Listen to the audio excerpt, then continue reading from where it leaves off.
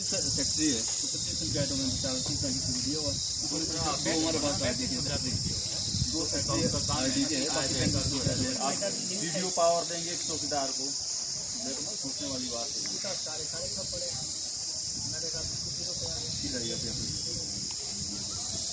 चौकीदार online certificate digitalisation है, ये हमारी सरकार है। पहले बोले डिमांड से संबंधित जिले की मांगे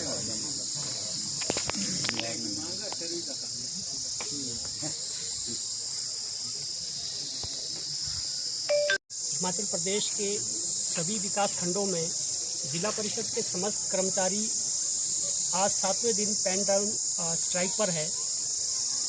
और पेन डाउन स्ट्राइक पे इसलिए है कि हमारा सभी कर्मचारियों का और अधिकारियों का एक ही मुद्दा है कि हमें विभाग में मर्ज करें। इससे पूर्व भी हमने पिछले साल पेन डाउन स्ट्राइक जारी की थी और पूर्व सरकार ने भी हमें आश्वासन दिया था कि आपको विदिन 1 मंथ आपको विभाग में मर्ज कर दिया जाएगा।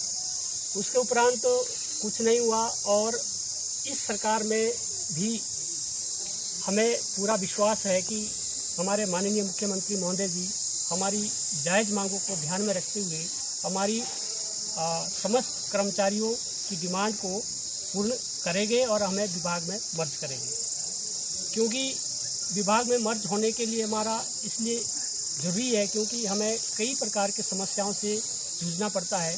जैसे कि हाल में सरकार द्वारा सभी कर्मचारियों को 6 पे कमीशन का लाभ दिया गया है, OPS का लाभ दिया गया है, समय समय पर महंगाई भत्ता जारी किया जाता है, लेकिन जिला परिषद के समस्त कर्मचारियों को इन सभी लाभों से वंचित होना पड़ रहा है और हमें एक एक मांग को पूरा करने के लिए अलग से प्रयास करने पड़ते हैं। इसलिए सभी कर्मचारियों और अधिकारियों का सरकार से निवेदन है कि हमें विभाग में मर्ज करें ताकि हमारी सभी समस्याओं का एक ही बार निदान हो सके। हमें पूर्ण विश्वास है कि हमारी इन जायज़ मांगों को ध्यान में रखते हुए हमारी मांग अवश्य पूर्ण हो जाएगी। हार्दिक अभिनंदन और धन्यवाद करते हैं कि आप निरंतर हमारी जो आवाज़ को है सरकार तक पहुंचाने में अपनी भूमिका अदा कर रहे हैं। जैसा कि हमसे पूर्व में यहाँ पे हमारे जो कनिष्ठ अभियंता श्री प्रताप जी ने कहा है कि हमारी जो कुछ विशेष जो मांगे थी, विशेष तो क्या ये हमारी ऐसी जायज़ मांगे है जिस पे हमारा अधिकार है और कर्मचारियों का लगभग किसी भी विभाग का कर्मचारी हो सभी का ये अधिकार रहता है कि समय समय पर जो भी सरकार से हमें जो लाभ दिए जाते हैं वो सभी कर्मचारियों को मिलने चाहिए। हमारा आज हड़ताल पे 7वां दिन है और 7वें दिन के बाद हमारे विकासखंड के अंदर, विकासखंड सिलाई के अंदर आज ही हमें आदेश प्राप्त हुए कि हमारा जो पूर्ण जो कार्यभार है उसमें चाहे आप एक BTA से लेन देन से संबंधित है, हमारे जो 12 एप्लीकेशन है, ई-ग्राम स्वराज है, प्लान प्लस है, अभी हमारा जो प्लान बनना है उसके लिए सभी जो पूर्ण जो कार्यभार है वो सिलाई अध्यापिका या फिर चौकीदार को दिया जाए। अथवा उसमें कुछ हो सकता है रोजगार से, परंतु फिर भी जो एक पंचायत सचिव के पास जो काम रहता है वो काम इतना आसान नहीं है। वजह क्या है? इसकी महत्वता को देखते हुए सरकार ने भी पूर्व में जो हमारी भर्तियां हुई है तो उस भर्ती में एक जो अर्हता रखी गई है पंचायत सचिव के लिए वो ग्रेजुएशन प्लस कंप्यूटर में स्किल्ड 1 ईयर डिप्लोमा होना चाहिए। तो यहाँ से पता लगाया जा सकता है कि पंचायत सचिव के पद पर कितना स्किल्ड व्यक्ति होना चाहिए।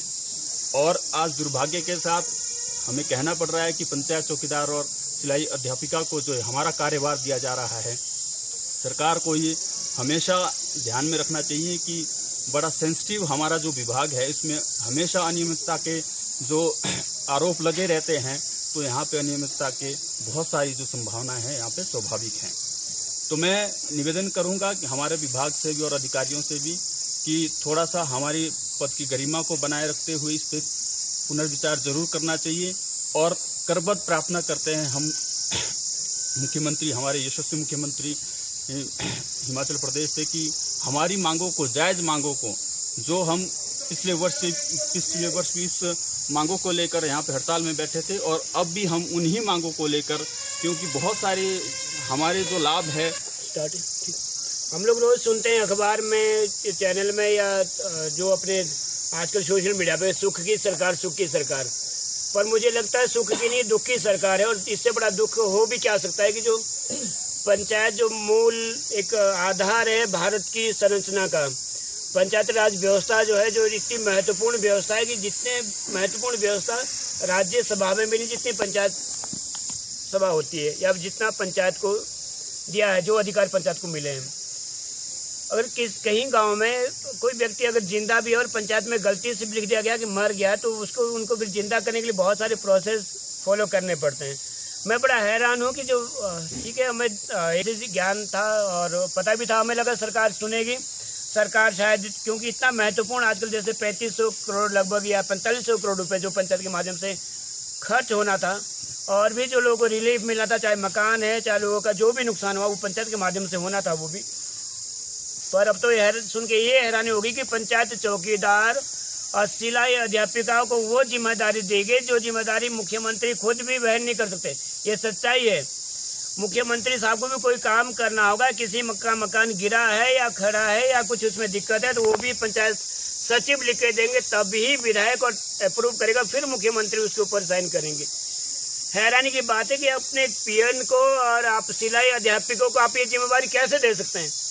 आपने जिम्मेदारी दे दी है तो इसमें ये जो गड़बड़ होगा इसके बाद, यहाँ तो जब ऐसे उसमें जो ट्रेनिंग जिनकी होती है बकायदा, इन लोगों से भी 100 चूक हो जाती थी, पर पीएन और सिलाई अध्यापिका से तो बिल्कुल 100% उम्मीद है कि बिल्कुल वो तो रोज या तो कुछ करेंगी नहीं, और अगर उन्होंने ऑफिस खोला तो रोज कुछ ना कुछ गड़बड़ करते रहेंगे।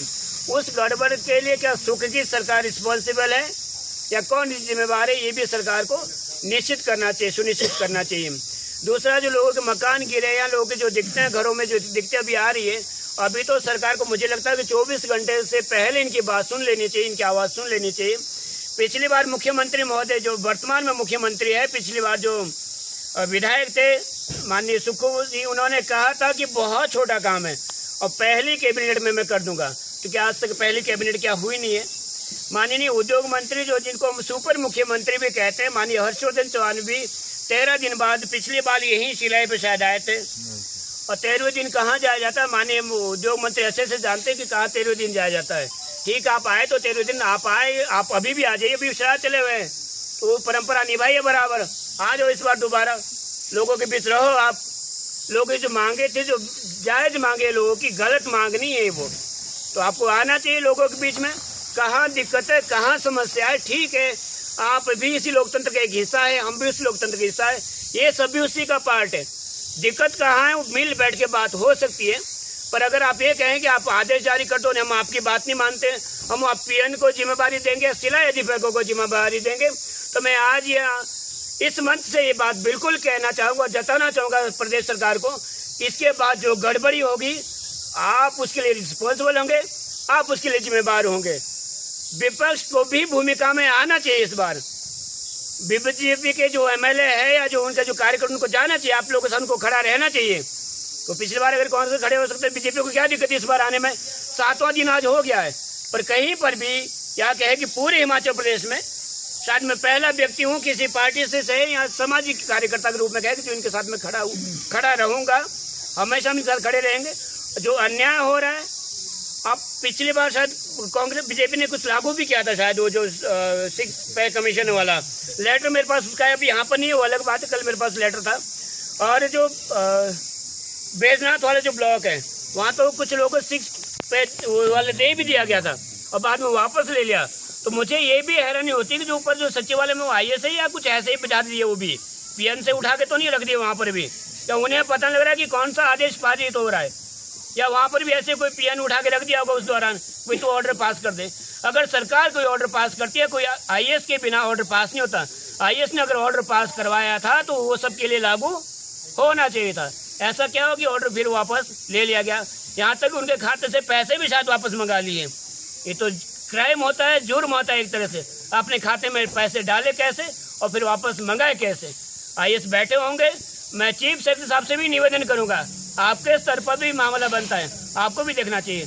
और हाईकोर्ट हिमाचल प्रदेश से निवेदन करना चाहूँगा कि आप स्वतः संज्ञान ले, नहीं तो हमें PIL दर्ज करनी पड़ेगी हाईकोर्ट शिमला में, क्योंकि इस समय जिस पीड़ा से हिमाचल प्रदेश गुजर रहा है, तो और पीड़ा सहन करने की लोगों के अंदर क्षमता नहीं है। लोग पहले ही बहुत दुखी है, पहले लोग बहुत परेशान हैं और सरकार के खिलाफ बहुत गलत और बहुत गंदा मैसेज जाने वाला है। क्योंकि अगर आज के बाद लोग वहाँ जाएंगे, पंचायत घर तो खुले रहेंगे, अगर वहाँ उनको पीएन मिलेगा या शिला अध्यापिका मिलेगी तो सुक्खू साहब आपके खिलाफ बहुत नेगेटिव मैसेज जाने वाला है। तो हम भी चाहते हैं, अब आप भी चुने हुए व्यक्ति, आप लोकतंत्र से आए हो, चुन के आप आए हैं, तो आप भी लोकतंत्र का ध्यान रखें और सबकी बात जाए, जो इनके पास जाए, जो बात माननी चाहिए। ये 6 पे कमीशन के अधिकारी हैं, ओल्ड पेंशन के भी अधिकारी है, जैसा आपने सुक्खू साहब पिछली बार कहा था, हम वही इस बार आपके मुंह से दोबारा सुनना चाहते हैं। बहुत बहुत धन्यवाद। कोई कुछ पूछना चाहे तो। सरकार बनने के बाद कभी शिक्षक स्ट्राइक पे जाते हैं, कभी सेक्रेटरी स्ट्राइक में जाते हैं, परसों एसएमसी शिक्षक रात भर डटे रहे, इसको आप कैसे देखते हैं? मैंने कहा ना सर कि मैं बार बार वो सुनते हैं कि सुक्खी, लेकिन सुक्खी नहीं, दुखी सरकार है। अगर वहाँ एसएमसी अध्यापकों को वहाँ सोना पड़ा, दो दिन वहाँ रहना पड़ा, रात को वहाँ सोना पड़ा, और ऐसी सर्दी ऐसे इसमें तो सुक्खी नहीं, सच में दुख की सरकार है। और फिर पंचायत प्रतिनिधि को अगर ऐसे बैठना पड़ रहा है, ये और दुख की बात है। और शिला अध्यापकों को अगर 4 दिन, अगर वहाँ जो एसएमसी वाले बैठे तो वहाँ पर आप बोल दो पीएन स्कूल खोलेगा, पीएन बच्चे पढ़ाएगा, तो ऐसा बोल दो, फिर बड़ा आसान है बोलना। पर बोलने से पहले देखना होगा कि आप जिम्मेदार पद पे बैठे हैं। सुक्खू साहब, चीफ सेक्रेटरी साहब, आप बहुत बड़ी जिम्मेदार पद पे बैठे हैं, तो आपको देखना होगा कि आप बोलने से पहले उसके परिणाम क्या आने वाले, रिजल्ट क्या आने वाला है, ये जरूर देखना चाहिए। मैं मानता हूँ कि प्रेशर में है, अभी दबाव में बहुत है सरकार, रोज रोना रो रहे हैं। मैं तो कहता हूँ, अक्सर ये चीज़ भी अक्सर बोलता हूँ, हमारे उद्योग मंत्री जी बेचारे आते हैं यहाँ पर, तब तक ऊपर यहाँ से जाएंगे कुछ उगाई वो करके सुक्खू जी के पास, तब तक और रोना देगा, खजाना खाली।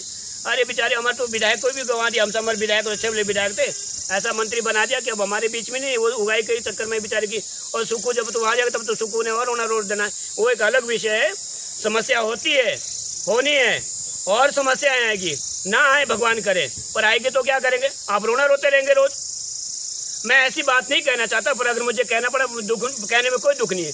जो हिमाचल में दिक्कत आती वो सेम दिक्कत पंजाब में भी थी।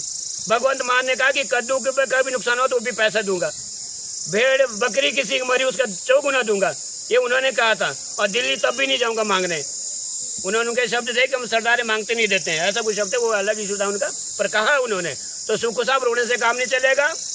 अगर आपको कहीं दिक्कत आ रही तो बहुत सारे लोग बुद्धिजीवी हिमाचल प्रदेश में कमी नहीं है, यहाँ एक से एक। और आपको ज्यादा दिक्कत तो सिरमौर में है ना, हिमाचल निर्माता। अगर इनका आंदोलन लंबा चलता है, क्या आप इनके साथ अंत तक खड़े रहेंगे या फिर केवल मीडिया की सुरक्षा बटोरने के लिए आप इनके बीच आएंगे? नहीं, मैं तो शायद कभी मीडिया की सुरक्षा नहीं बटोरी होगी, वो अलग इश्यू है कि आप लोगों की कृपा मेरे ऊपर ज़्यादा रहती है, वो आप लोगों का धन्यवाद उसके लिए।